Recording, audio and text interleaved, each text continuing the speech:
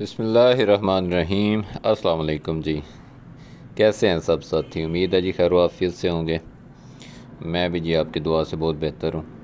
अच्छा जी, ये last video में मैंने वादा किया था कि मैं आपको दिखाऊंगा कि किस तरह से हम ये जो नारा होता है क्लोस्ट्रम, आम अल्फाज में आपको समझाने की कोशिश करूँ। जो बकरी का पहला दूध होता है, जब वो डिलीवर करती है तो उसके फ़ौरन बाद जो 2-3 दिन दूध देती है, तो इसको हम महफूज कर सकते हैं। महफूज करने के बहुत से फ़वाइद हैं। अक्सर ऐसा होता है कि कुछ बकरियों के नीचे दूध ज़्यादा होता है, बच्चा एक होता है, तो वो दूध हम निकाल लेते हैं क्योंकि हवाने में जो है वो काफ़ी ज़्यादा प्रेशर होता है, या समटाइम खुदा न खास्ता को बच्चा ज़ाया भी हो जाता है। तो उस सूरत में हम वो दूध जो है वो महफूज कर सकते हैं। और उसको महफूज करने का तरीका ये वीडियो के शुरू में आपने देखा होगा, किस तरह से ये जो आइस क्यूब्स के लिए ट्रे होते हैं तो उसके अंदर हम उसको स्टोर कर सकते हैं। तो उसको फ्रीज़ कर लेंगे, यानी दूध निकालना है, उसको बॉयल वगैरह नहीं करना, उसको सीधा आपने फ्रीज़ कर लेना है, तो वो क्यूब्स की सूरत में फ्रीज़ हो जाएगा।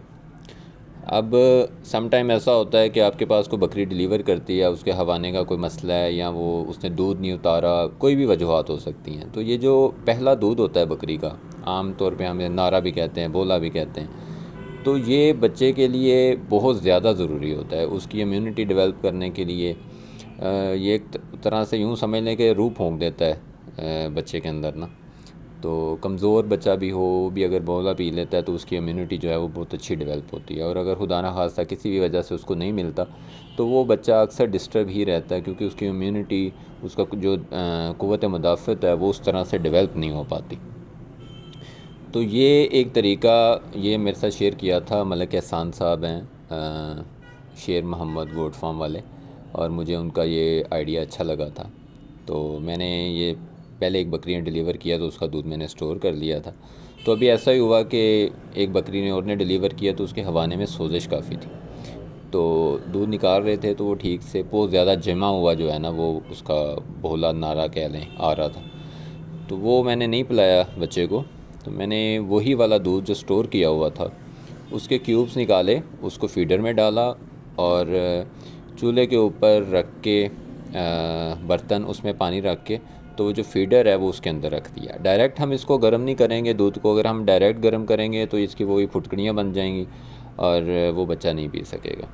तो हमने सिर्फ इसको इस तरह से हीट पहुंचानी है पानी के ज़रिए, तो इससे ये होगा कि दूध गर्म हो के वापस उसी कैफियत में आ जाएगा जिस कैफियत में हमने बकरी में से निकाला था उसे। वो फुटकड़ियाँ नहीं बनेंगी, वो गाढ़ा सा दूध ही होगा, तो हम आसानी से बच्चे को जो है वो दे सकेंगे। तो अभी आप ये देखें कि इसको पानी से हीट मिल रही है और वो आहिस्ता आहिस्ता से जो क्यूब्स हैं वो अंदर मेल्ट हो रहे हैं। अच्छा, एक चीज़ का हमने और ख्याल करना है कि आम तौर पे आपने देखा होगा कि जो बकरी का टेम्परेचर है, हम कहते हैं कि 102-103 के बीच में नॉर्मल होता है। तो ये इसी चीज़ का हमने ख्याल रखना है कि हमने जिस वक्त ये दूध देना है तो इस दूध का जो टेम्परेचर है वो हम थर्मामीटर से चेक करेंगे, वो 102-103 तक होना चाहिए। 103 बेस्ट है, यानी वो नीम गर्म सा होगा। जिस तरह हम बकरी के से निकालते हैं डायरेक्ट, तो उसका उतना ही टेम्परेचर होगा। तो उससे ये होगा कि वो बच्चा पिएगा तो उसका जो बॉडी टेम्परेचर है और अंदर का जो इंटरनल उसका टेम्परेचर है, बच्चा वो मेंटेन कर पाएगा। तो बच्चे को पूरी दूध की ग़िज़ाइयत और ताकत और हरारत सारा कुछ एक जैसा मिलेगा। तो ये एक तरीका है, जब हमने बकरियां रखी हुई हैं या हम प्रॉपर फार्मिंग कर रहे हैं, तो इस तरह से अगर हम नारा सेव कर लेते हैं, ये क्लोस्ट्रम जो है इसको महफूज कर लेते हैं, तो इसको हम गाहे बगाहे किसी भी वक्त किसी भी इस तरह की सूरत हाल में इस्तेमाल कर सकते हैं। और हमारे पास जो बकरियों के आने वाले बच्चे हैं उनकी मोर्टेलिटी रेट को हम कम से कम कर सकते हैं।